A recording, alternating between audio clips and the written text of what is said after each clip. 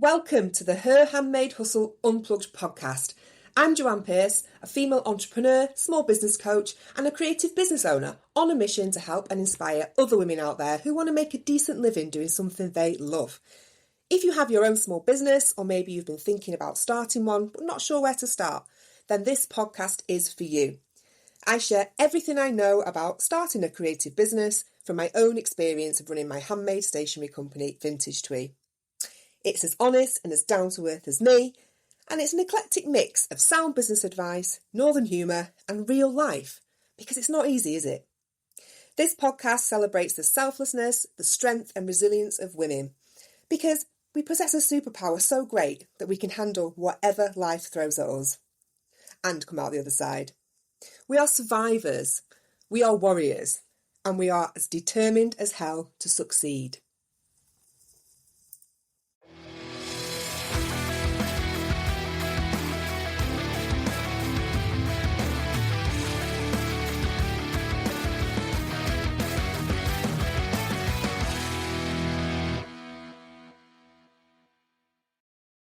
Hello and welcome to the Her Handmade Hustle Unplugged podcast. I'm flying solo this week. I've had my first couple of guests on for the past 2 episodes and it's been really good having another person with me to chat to. I just really enjoyed it because you miss it, don't you, when you're self-employed and you sat there on your own, you're talking to yourself daily. So it was really nice to have somebody with me to speak to. And I enjoyed it that much actually that I've got some more interviews lined up over the next few weeks with some really incredible women. They're all so different. They've got different backgrounds, different stories, different businesses, but they've all got one thing in common, and that is their absolute determination to succeed. And that's why I wanted to speak to them and feature them on this podcast, because that's what I'm all about. And it leads me perfectly onto today's episode, which is all about success. And the reason why I thought this would be a good topic for the podcast is because I keep seeing things and reading stuff on social media about being successful, particularly because I follow a lot of accounts like aimed at women in business, like coaching accounts and like female entrepreneurs and stuff like that. And there's just so much emphasis on success being measured by how much money you have made that day, that week, that month. And I don't know if you've seen these kind of posts, but they say stuff like, oh, this is how much money Instagram can make you. Comment abundance to learn how. I mean, I bloody hate that word. It drives me bonkers. But they really get on my nerves because success, it doesn't usually just come like that. Unless, of course, you're like so ridiculously lucky and you just fall on your feet. I mean, I'm certainly not. And I'm not usually friends with people who are like that either. So, I like to mix in circles where people appreciate the struggle, and they get a bit of a shit time from time to time. That's the people I mix with. Anyway, it got me thinking about how we define success versus how we should actually be looking at it. That is, what it means to us, each of us individually, taking into account our own circumstances. Because success for you won't be the same as success for someone else. It can't be.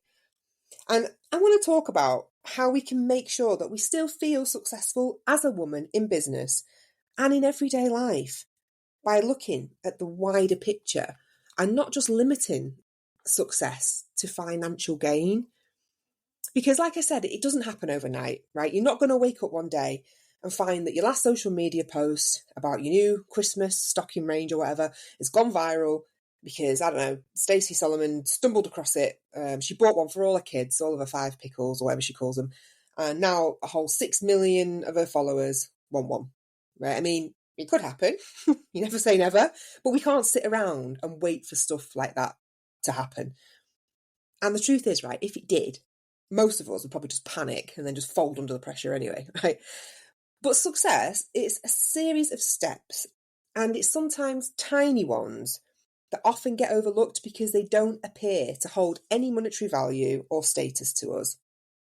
Well, we need to change this perspective if we're going to make it in business, because it's often an accumulation of these little things that lead to the outcome that we want. So we're going to talk about this today, and we're going to look at the changing face of success, and how our definition of it changes as we age as well, which I think is really interesting. And, by the end of this episode, I guarantee, right, you're going to feel like Oprah bloody Winfrey, like all $2.8 billion worth of her. You're going to feel amazing, okay? So success, it means something different to everybody, doesn't it? I'll give you a funny example that is relevant, I promise, but it'll also make you laugh because I like to tell these little funny anecdotes.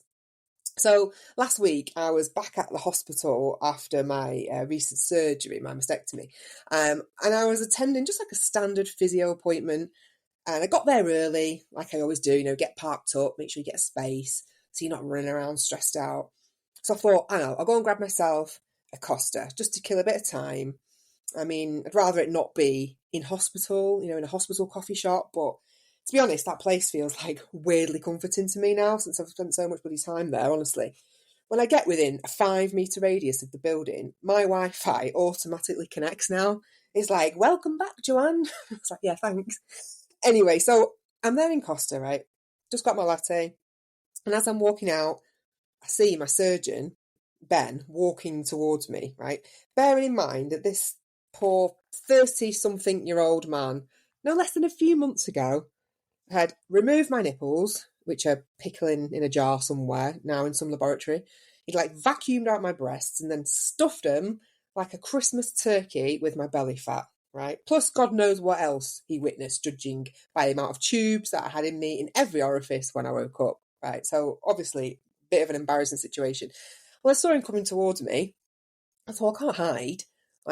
He's literally coming right up to me. So he looks up. He just looked really surprised to see me, as I was him. And we just stopped for 2.5 minute awkward conversation. But his first question to me was, how are you doing, Joanne? Followed by, you're looking really well. And it was really enthusiastically as well, you're looking really well, Joanne. Which was accompanied by a bit of a fleeting glance at my chest, right? And he just looked really pleased with himself, as he should, he's done a cracking job. But you could just see this professional satisfaction as a plastic surgeon admiring his own work. And for him to see his patient walking through the hospital looking as though nothing had happened to her, at least on the outside, it was a huge success to him. You could tell that he was genuinely happy, in a really kind, caring, I've helped you kind of way. And I just thought to myself that success to him, it came in the form of seeing someone who was almost broken by the fear of what's to come, terrified of making it off the table alive, scared of handing over control of my appearance, my future health, everything, putting all my trust in him. Seeing that same person walking down the corridor, alive and well and less fearful of the future, that was his definition of success. I mean, I'm sure he's paid a pretty penny for it too, he's not doing it for free. But I genuinely don't think that that's the sole motivational factor for these people who do these kind of jobs. I really don't. And it just made me think that success just comes in many forms, doesn't it? And for us entrepreneurs and small business owners, our successes are usually on a much smaller scale. Well, like I've said before in previous podcast episodes, we're not saving lives physically as such. We're not rebuilding bodies. We don't get massive salaries. We don't get huge pay rises. No. Does it mean that we're not successful? Absolutely not. Because our successes are the smaller little wins, and they're more sporadic. You don't know when they're going to come, but they do come. It's like maybe you've got your first order on Etsy or your website, or maybe you got a great review or a lovely email from a customer about something that you made for them. Or maybe it's got nothing to do with sales or anything like that. Maybe you just got yourself organised, right? You decided what you're going to focus on selling, or you're clear about your direction. That is success. Whatever it is, no matter how small, celebrate it. Because it's these small steps that will snowball as time goes on. And your goal, whatever it may be, it could be earning 30, 40k a year from your business, or it could be just getting yourself a small but loyal following that brings you regular sales and financial stability. Nothing more, that's what you're happy with, and that's absolutely fine. It'll happen. It's like success is a sum of all these parts. My daughter, okay, she plays with Play-Doh all the time. She's like absolutely obsessed with it, obsessed with the texture of it, the smell of it, loves it. And she often gets numerous tubs of different colours. You know, she breaks them all into small pieces. So she's got like a pile of pink, a pile of blue, pile of green, purple, etc., etc. And then, if you're a bit OCD, right, you might want to cover your ears for this bit. She just mushes them all together, like to make like one big ball of brown. It's infuriating, right? I have to bite my tongue. I have to tell myself that this is just all in aid of her development. You know, it's her exploration skills and all that. When really, I'm just thinking, oh my God, what are you doing, child? That is a total waste of a fiver. Like, and when I ask her, why? Why do you insist on doing that? She just goes to me, well, I just want to put them all together, mummy, to make them like 100 million times bigger. And it's so cute. But it's those little balls of colour. They're like your little wins. And you put them all together and you've got one big ball of success. And they're so important and they mustn't be overlooked, because without them, you won't get to that end goal, which is hopefully not being a big ball of brown, right? But you get what I mean. So have a think about what you've achieved, either since starting your business, or if that was a long time ago and it's a bit too taxing on your memory, think about the last 12 months. I bet if you've got a notepad right now and a pen, I bet you could write down at least 10 small things. 10 small things that you have achieved. Try it, just see. And the accumulation of these little wins is how you become established and recognised and a real business. It's like with this podcast, for example. I started this a year ago. I mean, I didn't have sort of any plan. I would just write these podcasts, write a script, maybe think about what I want to talk about, ask around, and then I'll just talk. And it's grown, and it's grown, and it's grown, and now I've had guests on. You know, it's getting there. It's not where I want it to be yet, but it's getting there. It's a hell of a lot further than it was last year, and I'm really proud of myself for that. So I think it's really important to remember that your definition of success will change, and it's a very fluid thing, and it will be different as you age as well, particularly as your personal circumstances change or life events happen. It's inevitable. Okay, we get redefined all the time, don't we, by the things that happen to us. And you find that the goalposts are often more like they sort of move in terms of what it means for us to be successful. And success looks so different over the decades for us. If you think back, okay, so for example, let's look at when you're in your teenage years, all right, late teens, 18, 19. For me, my definition of success is finding the best club to dance the night away in, you know, with the best R&B tunes and 2 for 1 on cocktails. You know, it was perhaps like leaving with a guy's phone number or having like a cheeky kiss on the dance floor. I actually felt successful if I had managed to go out every Thursday, Friday and Saturday night into Manchester and made it on the last bus home at like 3 a.m. Managed to have a cheese, coleslaw and ketchup sandwich with my sister in one of our beds. We used to do that, and we'd chat about the night and what happened. You know, and then we'd still get up for work the next day. Like, that was successful to us when we were 18, 19, 20. And then you look at the next decade, your 20s. It wasn't much different, to be honest.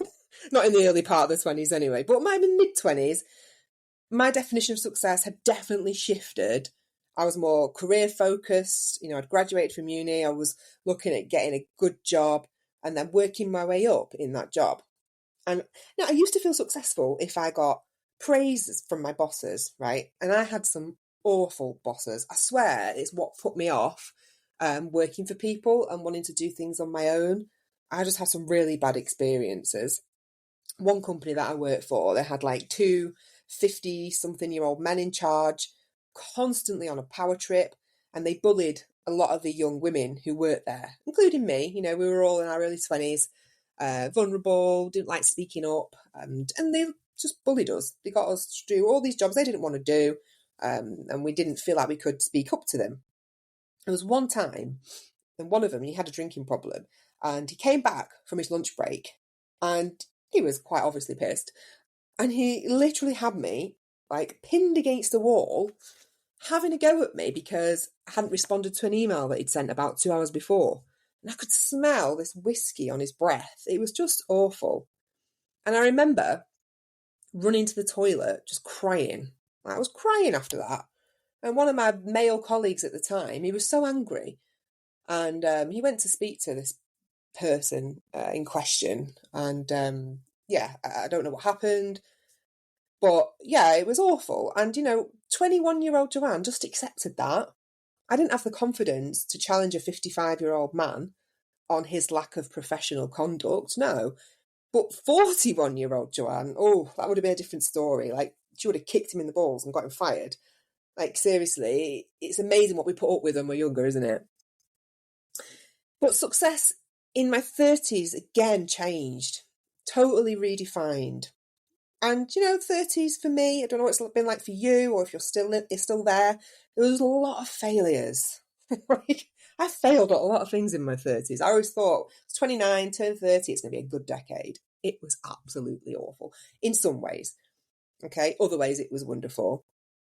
My focus in my 30s, my idea of success was being able to meet someone and settle down, have kids, which I did achieve in my late 30s, but I made a lot of mistakes to get there.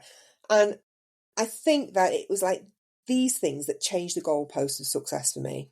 Like, I had a failed marriage the first time round, met the wrong man. I lost a very precious auntie who died very suddenly at the age of 60. And then not long after, I lost my mum as well. And to be honest, it was just, I felt successful if I had just got out of bed and made it through the day most of the time.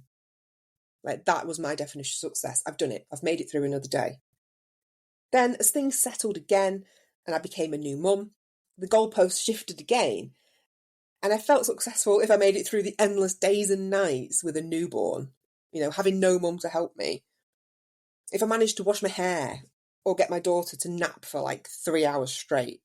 You know what I mean? If you've got kids, like every day you manage to keep them alive is like winning the bloody Olympics, isn't it? You think, how am I doing this? And that was what success meant to me in my late 30s. Work sort of got put on the back burner. And now in my 40s, success has changed again. And I think for me, success is about gratitude.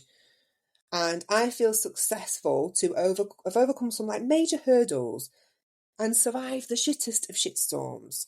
Like, it's much less money orientated. Not that I've ever been materialistic, but I'm just more grateful for what I have. Like my family, a handful of true friends who I would do anything for and they would do anything for me. Knowledge about my health that has given me the power to get one step ahead of a disease that has just, and it still is, ripping through our family. Success in my 40s, as boring as it sounds, is getting my washing dry. When you get those days, it's like a windy, dry day and you can get 2 or 3 loads done and it's, your bedding's off in the morning and back on again at night. That's success, isn't it, in your 40s? It's a big win, satisfying. Success is being a good mum to my daughter, whose needs will always come before my own now.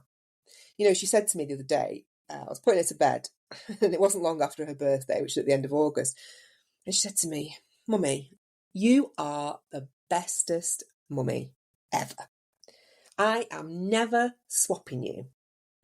And you are the best birthday maker."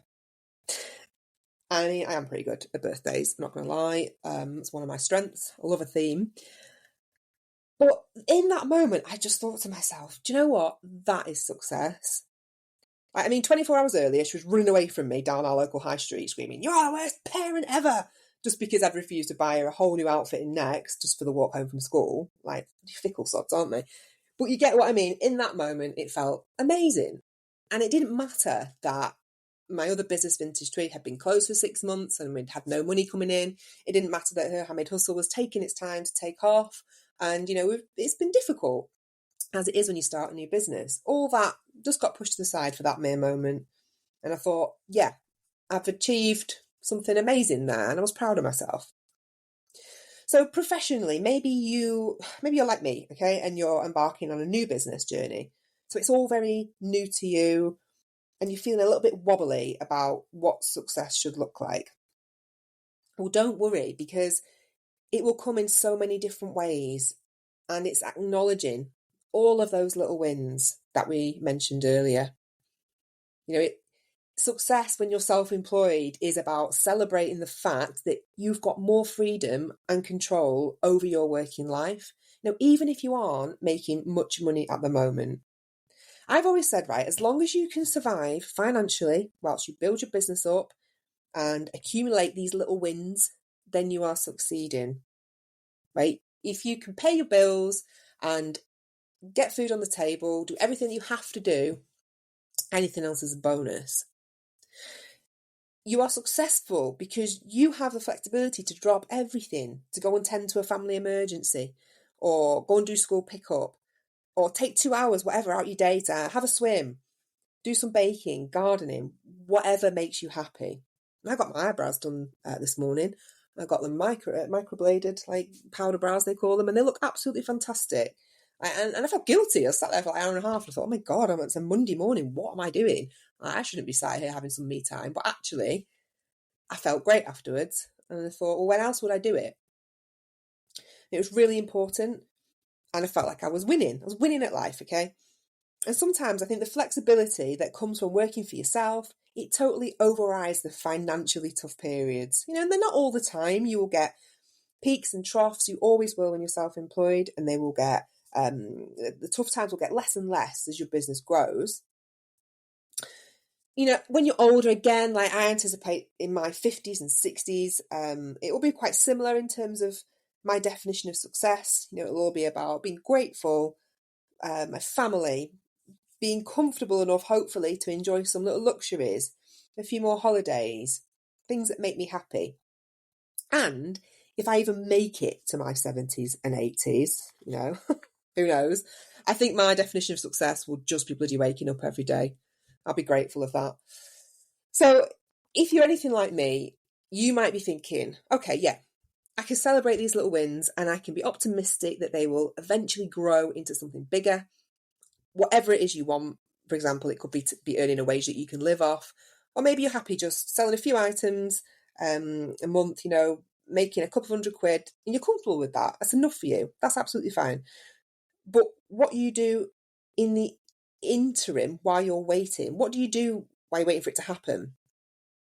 Because that bit can seem forever, can't it? Like months, sometimes years. It can feel like it's dragging on. When am I going to make it? When am I going to feel this level of comfort from my business so that I don't really have to try anymore? Okay. Well, the truth is you will always have to try. You can really never take your foot off the pedal. But I think from my experience, one piece of advice that I give to a lot of the women that I speak to is that you have to treat every day with your business as if it's the first day of when you opened it. And you have to approach it with the same level of enthusiasm and commitment as you did right at the beginning. I mean, if you didn't feel it at the beginning in the first place, then maybe it's just like not a good idea that you do it anyway. You should have that enthusiasm at the beginning.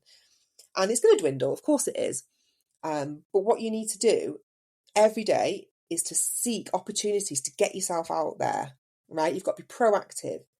You've got to talk to people, show them what you do.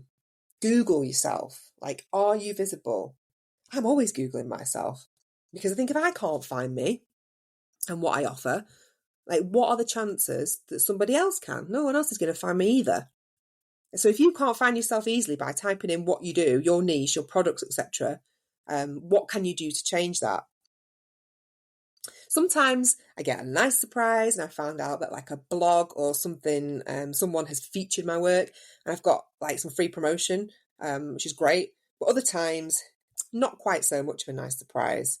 And you find out that someone has stolen your business name and is trying to recreate your company in like some soul destroying scam, which happened to me just a few days ago, which if you've been following me on social media, you'll see that somebody in America somewhere has set up a herhandmadehustle.com, iam.co.uk for the record. And it looks like they are posing or trying to pose as my company. to steal customers' details, to dupe them into going onto their website instead of mine. And it was absolutely soul destroying. It hit me really hard last week after trying to build up a trusted brand for as long as I have so far. For someone just to come along, steal the name from my head, which I thought of myself after loads of deliberation, and then just set up a website, which is quite obviously fake. So, that's a whole different episode anyway. I won't go into that now. There's only one Her Handmade Hustle, and it ain't dodgy Gina from Arizona, just saying. So what I am saying is to you, build up your box of little successes. Okay, don't sit on your ass and wait for them to come to you, because you're going to be waiting a long time. And obviously, it's not realistic to be feeling amazingly passionate like you did on day one of your business every single time you sit at your desk. God, after finding out about this scam website, I swore off work for the rest of the week. I'd had enough. But the days that you do feel good and you do feel proactive, and the days that aren't chock full of like life admin and stress, then you can focus and go all in on your business.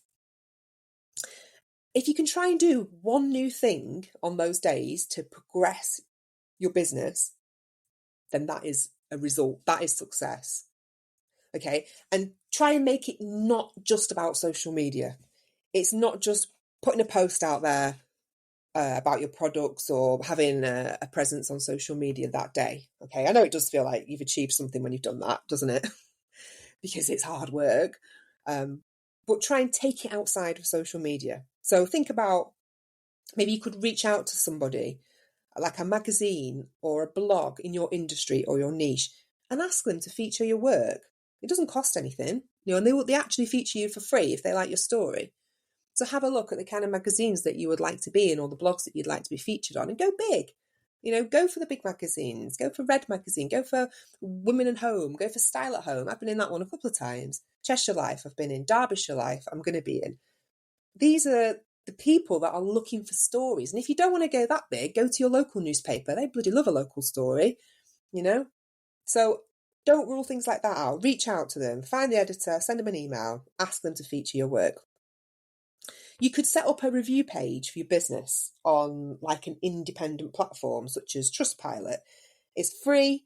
You set it up and you just email your previous customers or people that you know, and you ask them to write a review on there. So I say it's free. It helps your visibility and your credibility. It helps Google find you. The more sort of presence that you have in different forms online will help your SEO, your search engine optimization. You could tidy and organize your workspace so you can find things, be more efficient, just get through orders quicker because you can find stuff. I've just literally done this because, obviously Vintage Tweed has been shut for a few months of my operation, and my studio, like a bomb site. I'm not kidding you. There's like toys everywhere. There's a few pairs of knickers on the floor that my daughter just whips off and chucks around to scoop all them up. There's like crayons everywhere, Play-Doh, slime smushed in. I thought it's time that I get my space back. Like, I have to get this back. Otherwise, I'm not going to be in the right frame of mind to work. So I put aside 2 days last week and I organised it. And I had one specific set of shelves, which is going to contain all the materials for the products that I'm going to be making for Christmas. And looking at it now, I can see it now in my studio. It feels great. I feel ready to open next week and take on some Christmas orders. That was a huge success for me. So that might be the same for you. Organise your workspace. It's so good for your mental well-being, honestly. You could even do some research on those good days when you're feeling enthusiastic. Go on Google, see what people are buying or what's trending in your area of work. You could write or rewrite, update your product descriptions if you're on Etsy, if you've got a website, to make sure that they contain the keywords that they need to get found if someone's searching for what you do. You could brainstorm. Like, grab yourself a brew, a notepad, and think about your next move. Like, never take your foot off the gas, because at least on those days that you can or are able to, because I know that some days just aren't like that, like I said, and you're better off just forgetting work on those days because you ain't going to get anything done. Say you're looking after the kids or the grandkids, or you've got appointments, or you need to run school errands, whatever, right? There's no point even trying. You just have to write those days off. My point is that the success that you want for your business, whatever that may look like for you, is the sum of all these little parts that you will be doing in the background as and when you can. And you need them. You need them to get to the end goal. So don't stop doing them, no matter how small or insignificant they may appear. I do something every single day for one of my businesses to try and progress it. Every day. And I don't always get an answer, don't always get a result. But the more you fire out there, the more chance you've got of getting something back. Except that things take time. It's hard work. There's no magic formula to success apart from you. Right? It's all down to you. No matter what you see on social media, certain coaches, whatever, will tell you that you sign up with them and they'll change your life. They will tell you how to make 6 figures in a month. It's ridiculous. It's not going to happen without you. You are the secret ingredient, and it's all going to be down to you. We can help, we can guide, we can motivate, but you've ultimately got to do it. So I just want to sort of wrap up the day's episode, really talking about how you cope with those days, those moments when you don't feel successful, when you aren't sure what the hell you're actually doing or if it's ever going to work.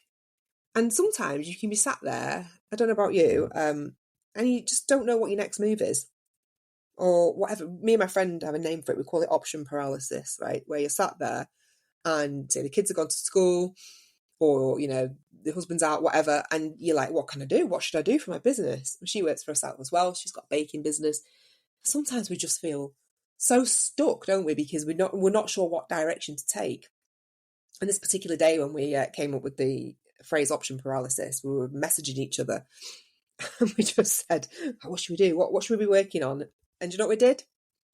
We decided to go to B&M instead. Yeah. So that didn't work that day, but we knew it wasn't going to happen, right? But, I tell you what, that's why I normally don't just bugger off to B&M if I can't think of what my next move is, right? But I'll tell you what I do when I feel like that, right? So I either ditch it for the day and get out like that, go for a coffee somewhere I love. And the other thing that I do is that if I'm feeling really down or really unsuccessful and that things aren't working, I will call or I will text someone who always makes me feel better and can give me a whole new perspective on it. I've probably got, I'd say, about 3 women who are able to do this for me. The main one is my sister. She is the first person that I call in a crisis or if I'm feeling a bit shit. It seems like a really selfish thing to say to someone who's going through chemo and got a battle of her own going on. And it probably is.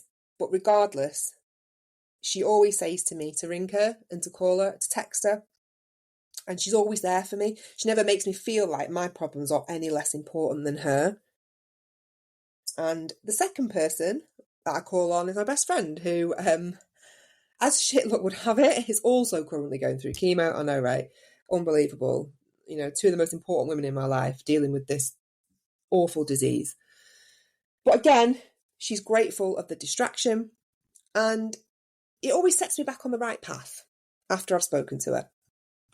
And the third wonderful lady in my life, which is the one that I just mentioned, my other best friend who is always there at the end of a text message. She happens to be the baker with her own baking business. It's called the Biscuit Days. Go and check her out on Instagram. She has some amazing bakes. I'm not kidding you. She always does all of our family cakes and cookies and everything. They're absolutely delicious. And she always just turns up to the school run with fresh bread and brownies for me. So obviously that helps massively. When you're feeling a bit rubbish and you get delivered a big food parcel, it's great. So find someone who can help you, whether it's a friend, a colleague, a partner, a mentor, whoever, and just lean on them for a different perspective and some fresh energy. I'll do it for you. I'd love to. In fact, while we're on the subject, my WhatsApp service is actually perfect for it. You can text me any time that you feel a bit crap or you need help or you don't know what your next move is, you don't know what you want to do. And I'm there. I'll be there at the end of a text message to help you.